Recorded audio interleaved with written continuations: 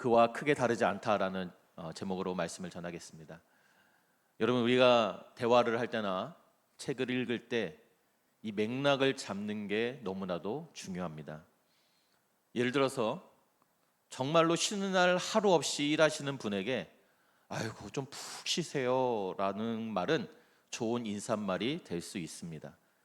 하지만 그렇지 않아도 백수로 쉬고 있는 사람에게 아이고 좀 푹 쉬세요 라는 것은 인사말이 아니라 악담이 되겠죠. 우리 80세 어르신 생신을 맞이하신 어르신에게 아이고 어르신 100세까지 오래오래 건강하게 사세요 라는 말은 좋은 덕담이 될 수 있지만 우리 99세 생신을 맞으신 어르신에게 똑같이 100세까지 사세요 라는 말은 악담이 될 수밖에 없을 것입니다. 맥락이 중요하다라는 거예요. 똑같은 말이라도. 마찬가지로 여러분, 우리가 성경을 읽을 때도 성경이 말씀하시는 바가 무엇인지 그 맥락을 잡고 읽는 게 너무나도 중요하다는 것입니다. 그 맥락을 잘 잡지 못하면 오늘 본문의 바울이 왜 이런 말씀을 하는지 이해하기가 어렵게 된다는 것이죠. 이해가 어려울 뿐만 아니라 오히려 성경이 말하는 바와 정반대의 일을 할 수도 있다. 여러분, 요즘 우리가 주일에 로마서 말씀을 함께 나누고 있는데요, 여러분 로마서 1장을 읽고 2장으로 넘어오면 사실 굉장히 당황스러워야 합니다. 여러분 당황스러우세요? 혹시 2장을 읽는데? 안 당황스러우시면 맥락을 잘못 잡고 있는 거예요.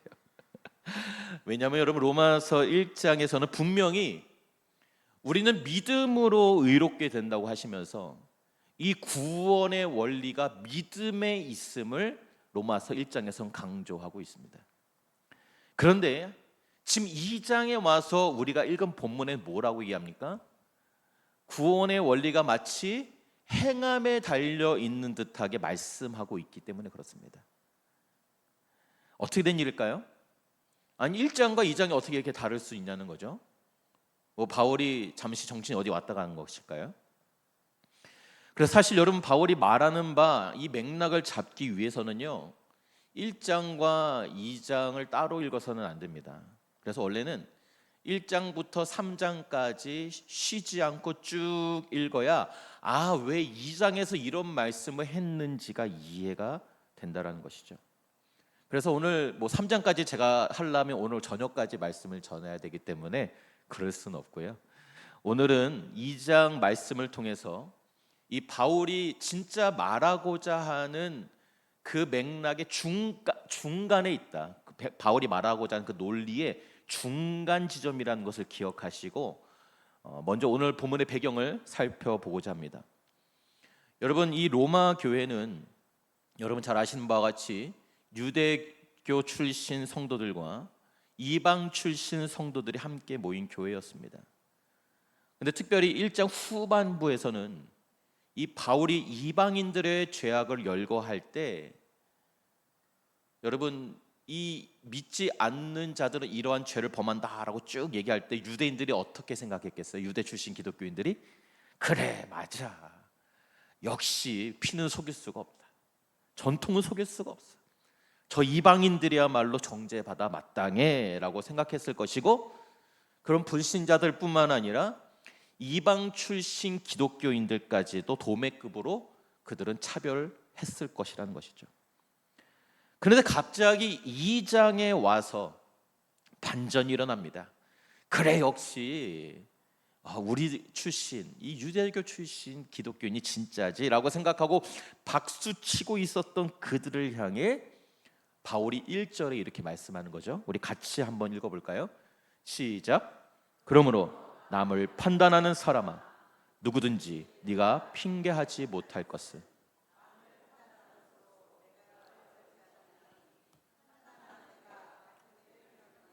아멘. 여러분, 무슨 말입니까? 이방인들 그리고 이방 출신 기독교인들, 이 자신과 다른 사람들을 정죄하면서 나는 안전하다, 나는 괜찮다, 나는 정통 신앙인이다라고 생각하는 그 유대 출신 기독교인들을 향해 바울이 지금 이렇게 얘기하고 있는 거예요. 네가 판단하는 그 판단을 너도 행하고 있지 않냐? 너는 안전하다고 생각하니? 넌 괜찮다고 생각해? 아니야. 너도 안전하지 않아. 너도 그들과 크게 다르지 않다라고 말씀하고 있는 거예요. 여러분, 이 말씀은 2000년이 지난 오늘날에 또 우리에게 주시는 하나님의 말씀인 줄로 믿습니다. 여러분, 혹시 우리도 그렇지 않습니까? 적어도 나는 저 사람보다 낫지 하는 사람이 한 분씩 꼭 있지 않아요?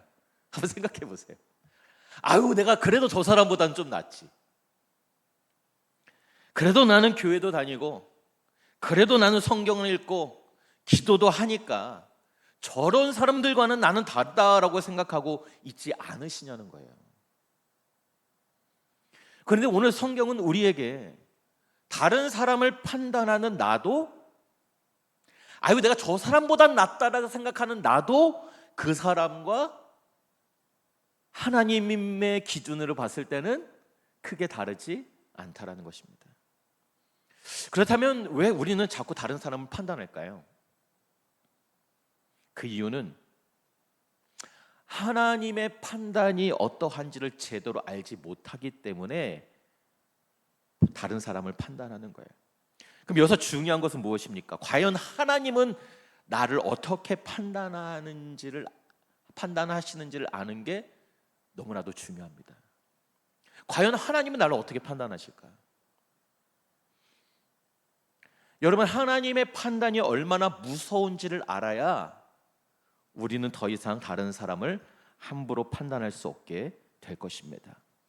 오늘 본문을 통해서 하나님 판단의 세 가지의 기준을 살펴볼 건데요. 과연 내가 판단하는 그 사람과 나는 얼마나 과연 다른지, 그리고 하나님의 판단의 기준은 무엇인지 한번 살펴보기를 원합니다. 먼저 첫 번째로 따라 하실까요? 하나님은 진리대로 판단하신다. 네, 그렇습니다. 하나님은 진리대로 판단하시는 분이십니다. 2절 말씀 같이 읽을까요? 시작. 이런 일을 행하는 자에게 하나님의 심판이 진리대로 되는 줄 우리가 아노라. 아멘. 하나님의 심판이 진리대로 판단하신답니다. 우리를 진리대로 판단한다.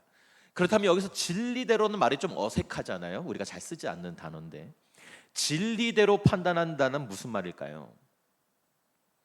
여기서 이 진리라는 것은 우리가 진리의 반대말은 뭐라고 생각합니까? 보통 거짓이라고 생각하죠. 근데 여기서 말하는 진리란 거짓의 반대 개념이 아닙니다. 신학자 크레머라는 사람이 있는데요, 그 사람은 진리를 이렇게 정의해요. 진리는 현상의 기초가 되는 저변의 실체다. 굉장히 어렵죠? 진리란 현상에 기초되는 저변의 실체. 무슨 말이냐? 즉 진리란 겉으로 드러난 현상이 아니라 그 밑바닥에 깔려있는, 숨어있는 그 진짜 모습이 있다라는 거예요. 그게 진짜라는 거예요. 그게 진리라는 거예요. 어떤 사람이 어떤 말을 하든 어떤 행동을 하든 그게 진짜가 아니라는 거예요.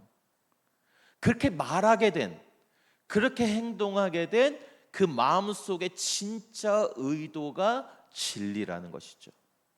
즉 하나님은 우리의 겉으로 드러난 그런 겉모습을 보시는 것이 아니라 그 내 마음속에 숨어있는 진짜를, 마음의 동기를 보신다라는 뜻입니다. 당시 유대인들을 한번 보시길 바랍니다. 여러분, 겉으로 보기에는 이방인들과 확실히 다른 사람들이었어요. 그렇죠? 우리 1장 후반절에 나오는 그들은 우상 숭배도 하지 않았고요. 또 어떤 그 바울이 정죄했던 극도의 타락에 빠져 있지도 않았습니다. 그래서 바울이 그 모든 죄악들을 열거할 때, 야, 그래, 우리는 이방인들과 다르다. 우리는 하나님 없이 사는 저 로마인들과 이방인들과는 본질적으로 다르다라고 그들은 자부하고 있었던 것이죠. 그런데요, 여러분, 그런 그들이 간과한 것이 있었으니 하나님은 그 겉모습만 보지 않으신다라는 사실이에요. 그 겉모습만 보시지 않는다. 여러분, 유대인들은 살인하지는 않았습니다. 하지만 그 살인과 버금가는 미움의 죄가 그들 마음속에 있었죠. 그들은 간음하지 않았습니다. 하지만 간음에 버금가는 음욕이 그들 안에 있었던 것입니다. 그들은 우상 숭배하지 않았습니다. 하지만 그들의 마음에 하나님보다 더 소중히 여긴 다른 무언가가 있었다라는 거예요. 그래서 바울은 남을 판단하는 너가 똑같은 일을 하고 있다라고 지금 유대인들에게, 유대 출신 기독교인들에게 말하고 있는 것입니다. 우리 사랑하는 성도 여러분, 과연 우리는 어떠한가요? 나는 어떻습니까? 우리도 혹시 겉모습만 보고 판단하고 있지는 않습니까? 그리고 겉으로 드러난 나의 모습이 마치 진짜인 양 나도 이렇게 자부하고 있지는 않느냐는 거예요. 아유, 나는 그래도 술을 마시지 않잖아. 나는 담배 피우지 않아. 나는 간음하지도 않아. 나는 사기치지도 않아. 나는 우상 숭배하지 않아. 그러니 나는 저런 사람들과는 난 다른 사람이야.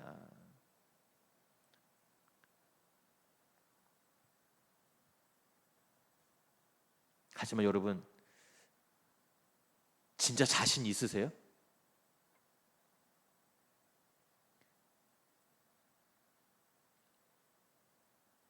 진짜 자신 있으세요? 하나님은 진리를 보시는데 그 진리 앞에서 과연 나는 내가 정죄하는 그와 진짜 다르다라고 자신할 수 있으시겠냐는 거예요. 하나님은 우리 마음 깊은 곳을 보시는 분이십니다. 겉으로 드러나지 않는 교만,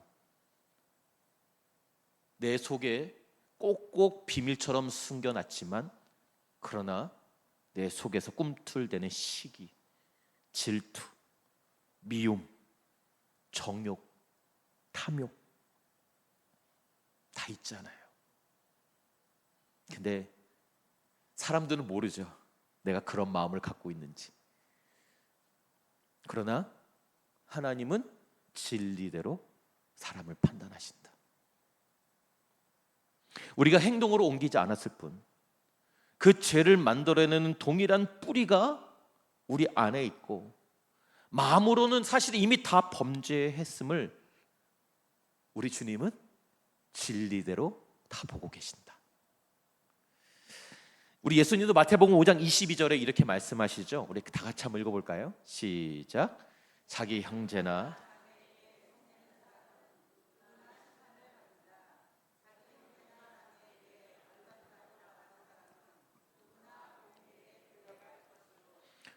바보라고 말하는 사람은 지옥불 속에 던져질 것이다. 아멘. 세번역 성경 버전입니다. 뭐 굉장히 뭐 바보가 뭐 특별한 요인이 싶겠지만 굉장히 순화해서 했겠죠. 심지어는 성 내는 사람은 심판을 받을 거다. 성 안 내신 분 있어요?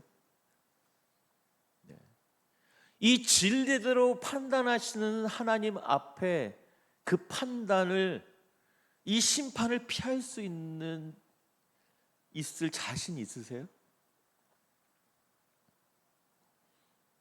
이 하나님의 판단 앞에서 과연 내가 판단하는 그 사람과 나는 얼마나 다르냐는 거예요.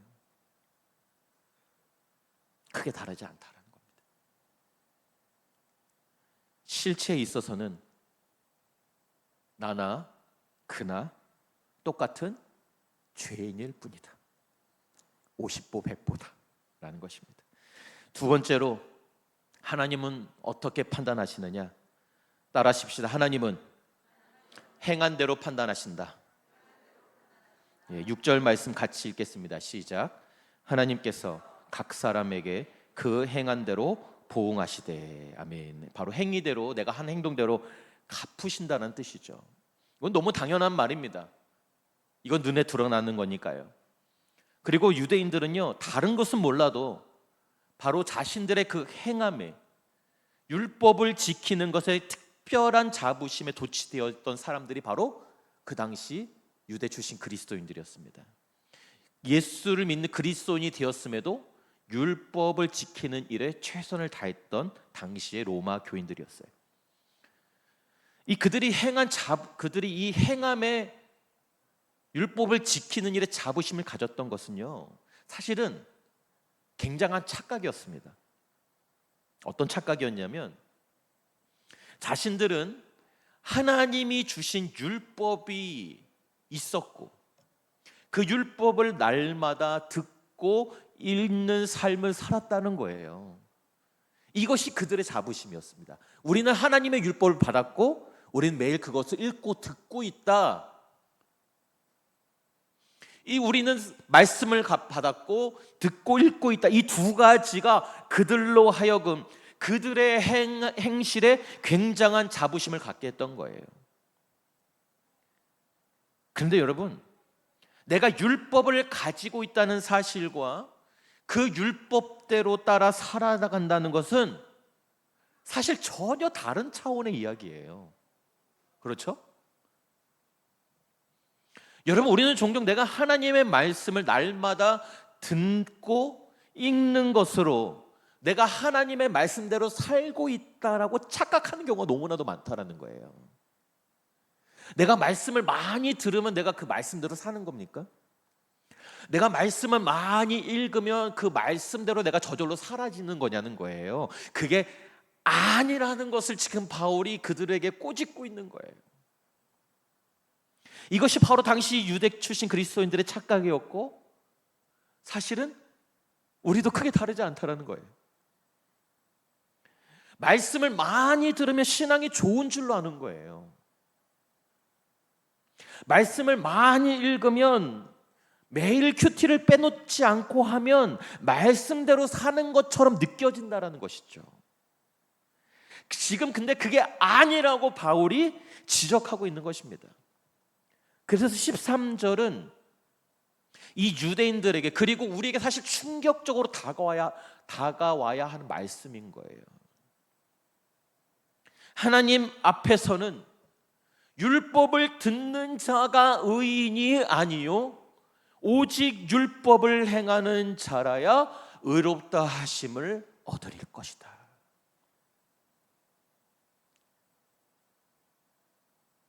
잠깐 짚고 넘어갈게요. 오해하실까 봐.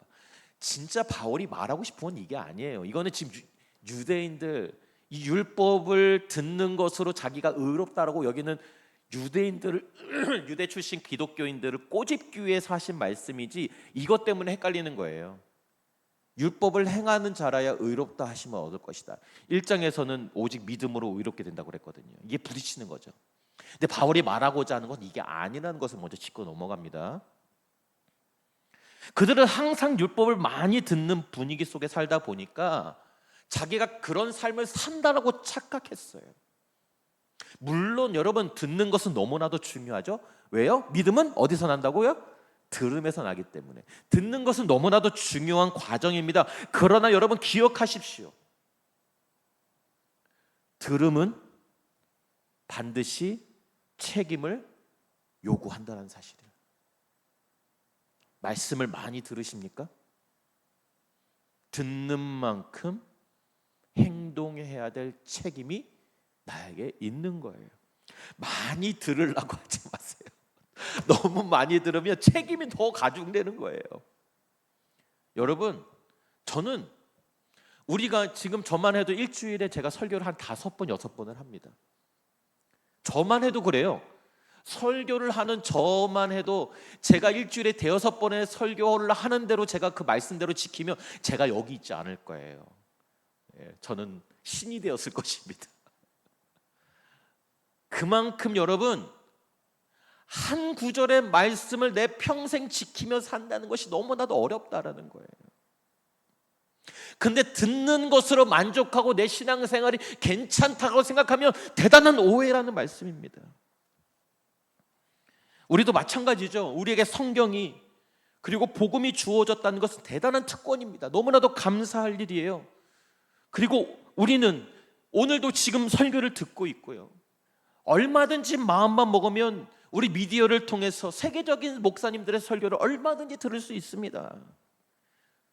그런데 과연 나는 이 말씀을 듣는 만큼 삶에 적용하며 반응하며 그 말씀에 내 삶이 바뀌고 있느냐는 거예요. 내가 매일 큐티를 한다고, 말씀을 많이 듣는다고 내 삶의 수준이 그 설교의 수준이라고 착각하고 있지는 않느냐는 거예요.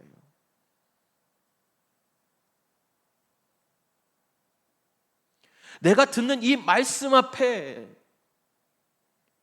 이전의 내 삶과 이전의 내 인격의 변화가 지금 일어나고 있느냐는 거예요.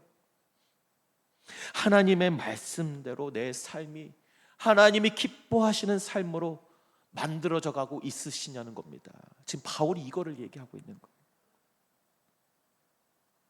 그것이 아니라면 여러분, 우리는 주님 앞에 서는 날 이 말씀대로라면, 우리의 행위대로 우리가 판단을 받는다면 우리는 내가 들었던, 내가 묵상했던 그 말씀에 의해서 하나님의 판단을 받게 될 것입니다. 얼마나 무서워요? 이래서 예수 믿겠어요?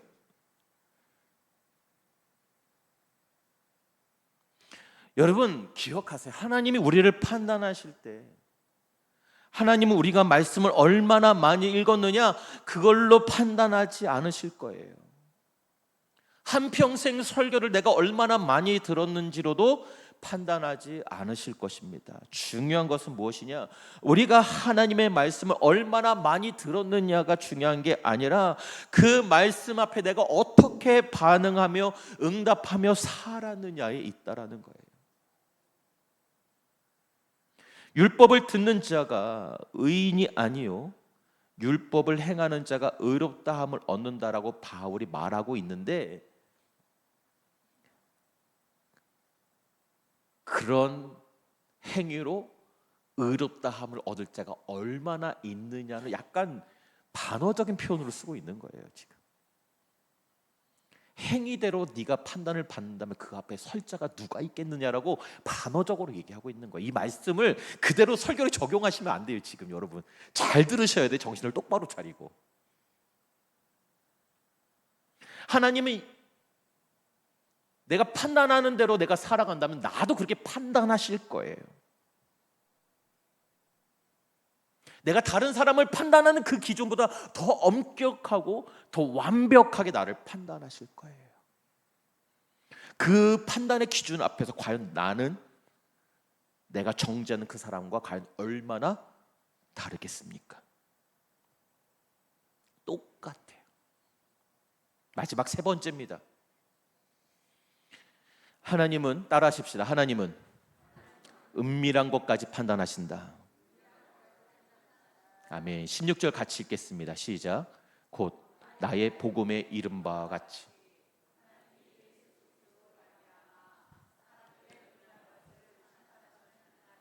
아멘. 은밀한 것을 심판하신답니다. 여기서 은밀한 것은 문자 그대로 비밀을 의미하는 것이죠. 하나님은 비밀까지 심판하신다라는 거예요. 내가 감췄던 것들, 우리의 행위를 심판하실 뿐만 아니라 그 행위를 하게 한 배후에 있는 동기까지 판단하시고 우리의 사고와 우리의 생각까지 판단하실 것입니다. 여러분, 당시 유대인들은 이 경건의 모습을 굉장히 추구했어요. 거룩해 보이는 것. 근데 그 경건을 내면적으로 추구하기보다는 외적인 경건을 추구했다라는 게 문제겠죠. 그래서 여러분 고대 이 유대인의 문서를 보면요, 어떤 내용까지 나온지 아세요?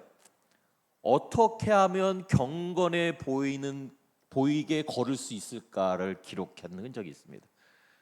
뭐 경망스럽게 이렇게 걸으면 경건해 보이지가 않나 보죠. 어떻게 하면 경건하게 걸을 수 있을까요, 여러분? 사람들에게 경건해 보이기 위한 발걸음까지 연구를 했다라는 거예요. 그리고 어떻습니까? 지금도 유대인들은 경건해 보이기 위해 사람들이 다 보이는 광장 앞에서 몸을 흔들며 기도하고 있죠. 그리고 실제로 그런 모습을 보면 매우 경건해 보입니다. 하지만 바로 외적인 경건을 추구하는 그들을 향해 우리 예수님께서 뭐라고 말씀하십니까? 우리 마태복음 23장 27절 말씀 같이 한번 읽어보겠습니다. 시작.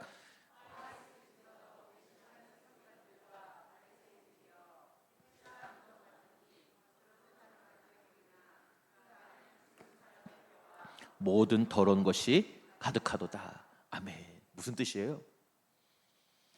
삶은 완전히 무덤인데 그럴싸해 보이기 위해 겉 표면은 고급스럽게 칠했지만 그 속은 어떻다는 거예요? 시체 썩는 냄새가 난다는 거예요. 겉은 화려하지만 그 속은 썩었다는 것이죠.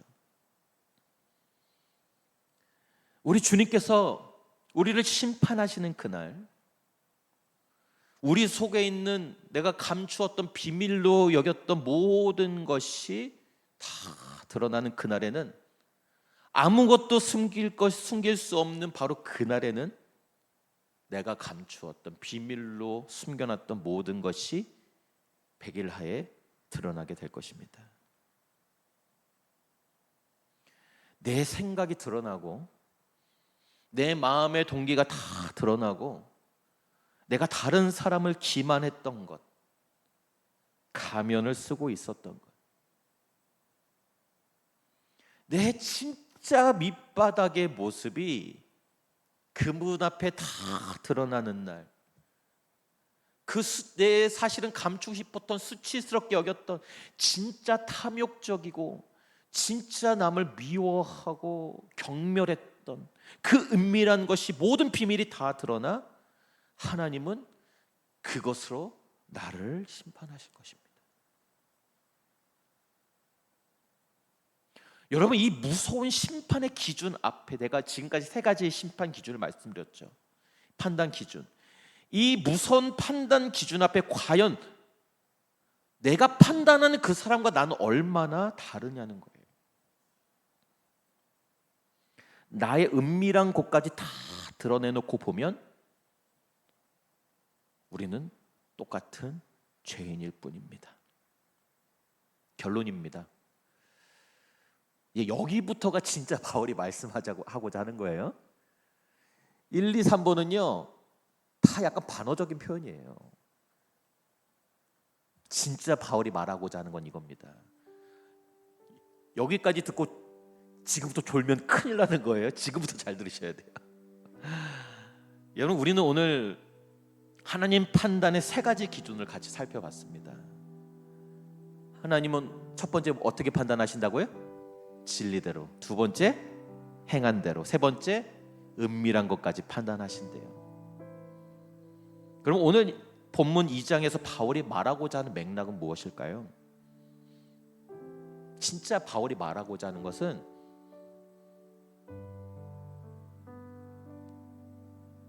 우리는 율법 아래 있을 때 지금까지 말한 이 세 가지 하나님의 판단의 기준으로 봤을 때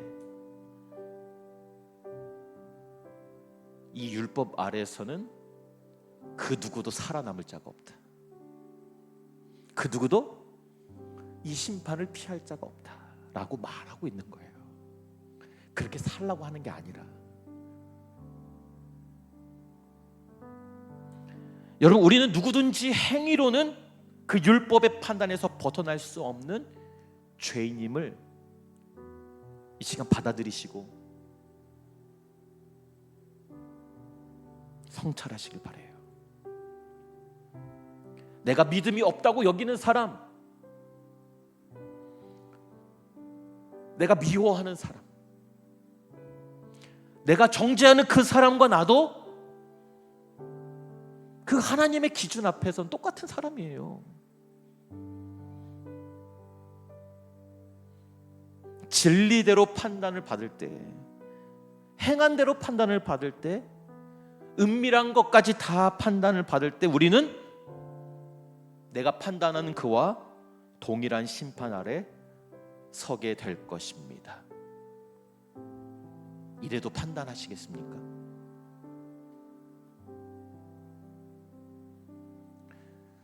그렇다면 여러분, 우리에게는 희망이 없나요?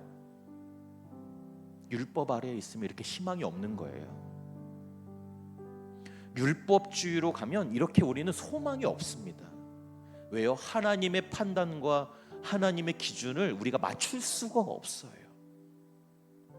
그럼 우리 인생은 망한 건가요? 그렇지 않죠. 우리에겐 희망이 있습니다. 무엇이 우리의 희망입니까? 결국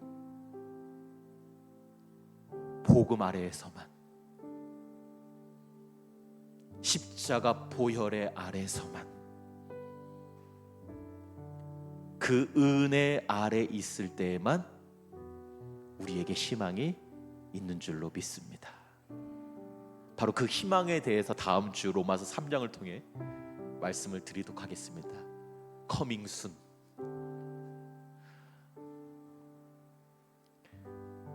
이 3장의 말씀을 위해 오늘 2장에 바울이 율법 아래에서는, 그 하나님의 판단 아래에서는 나도 안전하지 않다 말씀해 주고 있는 것입니다. 사랑하는 성도 여러분, 그러면 이제 우리는 무엇을 해야 하겠습니까? 첫 번째, 남을 쉽게 판단하지 마십시다. 하나님의 판단이 이토록 철저하고 완벽하다면 다른 사람을 판단하는 나도 그 판단 앞에, 그 판단으로 나도 심판을 받을 것을 기억하십시오. 둘째로, 나 자신을 겸손히 돌아보십시다. 다른 사람을 나의 기준으로 그리고 상대적으로 비교하는 것이 아니라 다른 사람을 판단했던 그 기준을 나에게 적용하시고 그 마음을 가지고 하나님 앞에 나아가시길 바라요. 여러분, 신앙생활은요, 하나님과 나와의 관계예요. 그러면 나와 내 이웃과의, 내 옆에 사람과의 관계는 어떤 관계예요? 사랑의 관계일 뿐이에요.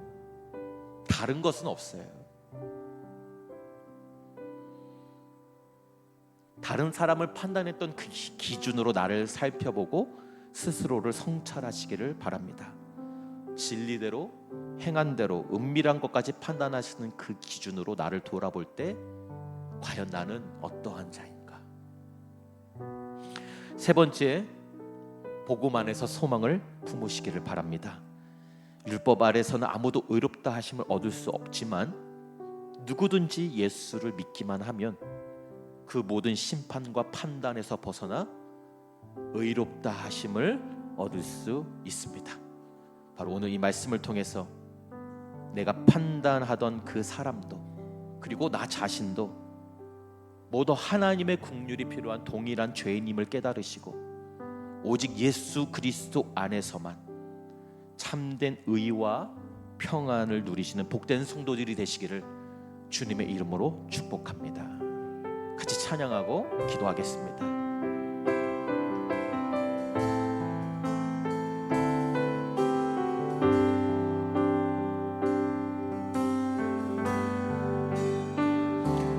어둠 속 헤매이던 내 영혼 갈 길 몰라 방황할 때에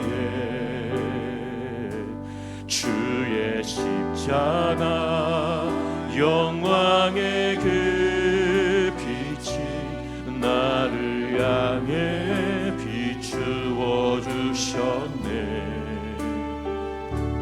주홍빛보다 더 붉은 내 죄 그리스도의 피로 씻기어 완전한 사랑 주님의 은혜로 새 생명 주께 얻었네.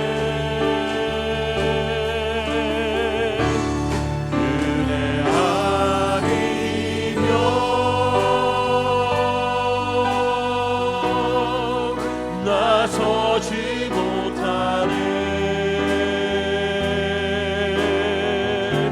십자가의 그 사랑 능력 아니면 나서지 못하네.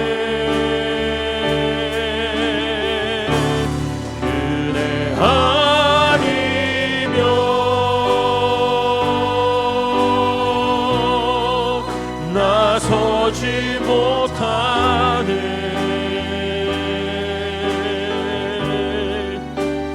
놀라운 사랑 그 은혜 아니면 나서지 못하네.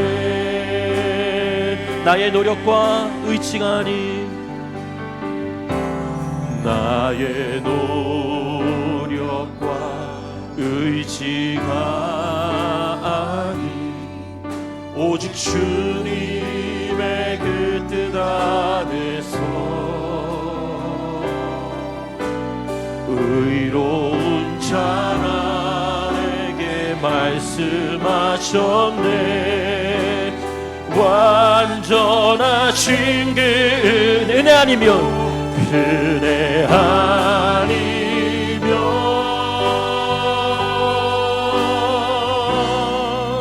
나서지 못하네.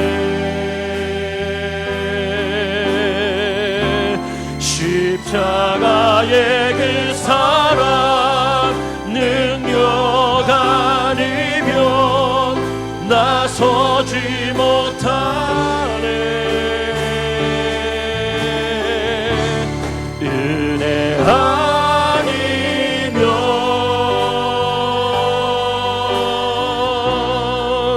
나서지 못하네.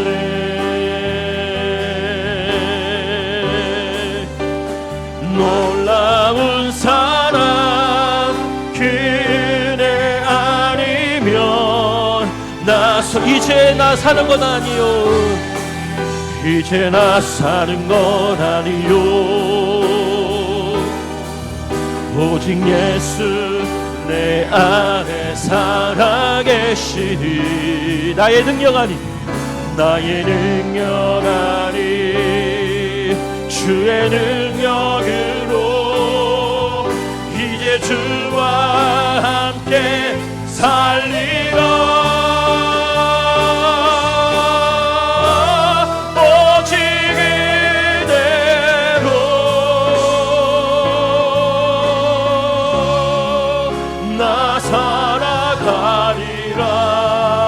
십자가의 그 사랑 십자가의 그 사랑 주의 능력으로 나는 서리라.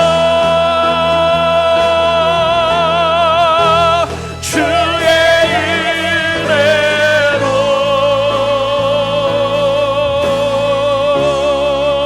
나 살아가.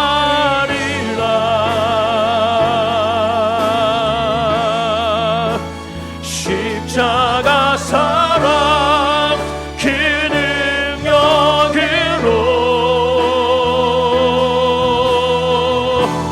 나 살리라.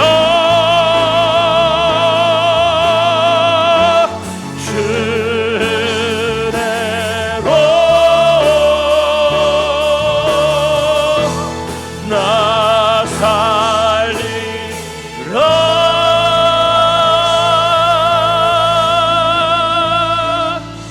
말씀을 기억하며 기도하실 때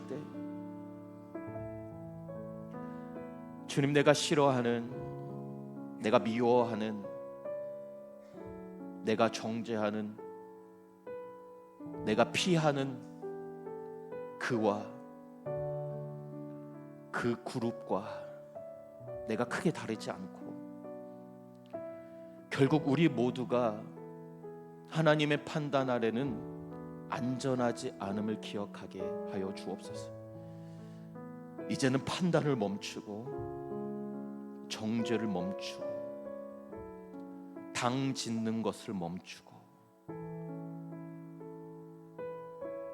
함께 손잡고 그 보혈의 은혜 안으로 들어가게 하여 주옵소서.